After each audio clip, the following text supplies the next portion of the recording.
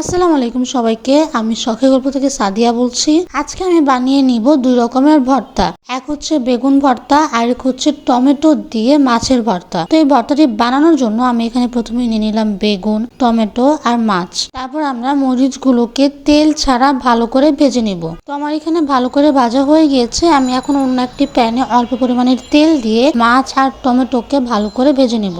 তারপর আমরা 5 মিনিটের জন্য ঢাকনা দিয়ে এটি ঢেকে দিব। 5 মিনিট পর আমরা ঢাকনাটি উঠিয়ে এপিট ওপিট ভালো করে ভেজে নিব।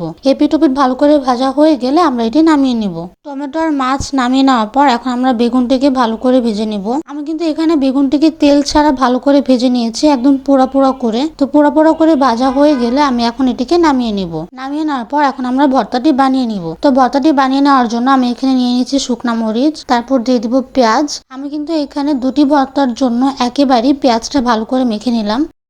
তারপর দিয়ে দিব পরিমাণ মতো লবণ। লবণটি দিয়ে দেওয়ার পর আমরা এটিকে ভালো করে মেখে নিব। ভালো করে মাখা হয়ে গেলে এখন আমরা ভর্তাটি বানিয়ে নিব। তো ভর্তাটি বানিয়ে নেওয়ার জন্য অল্প পরিমাণের পেঁয়াজ নিয়ে নিলাম, তারপর নিয়ে নিব ধনিয়া পাতা, তারপর দিয়ে দিব টমেটো।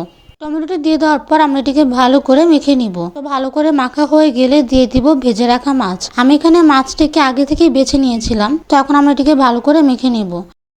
তারপর দিয়ে দিব পরিমাণ মতো সরিষার তেল। এখন আমরা এটিকে ভালো করে মেখে নিয়ে একটি প্লেটে পরিবেশন করে নেব।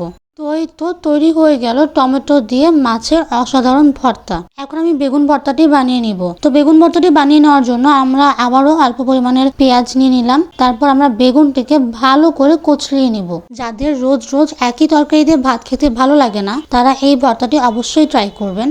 আর ভর্তাগুলোকেও আপনারা খুব সহজে অল্প সময়ের মধ্যে তৈরি করে নিতে পারবেন। তো আমার এখানে বেগুনটিকে ভালো করে কষানো হয়ে গিয়েছে। এখন দিয়ে দিব ধনিয়া পাতা আর পরিমাণ মতো সরিষার তেল। এখন আমরা এটিকে ভালো করে মেখে নিব। তো আমার এখানে ভালো করে মাখা হয়ে গিয়েছে। আমি এখন এটিকে একটি প্লেটে পরিবেশন করে নিব।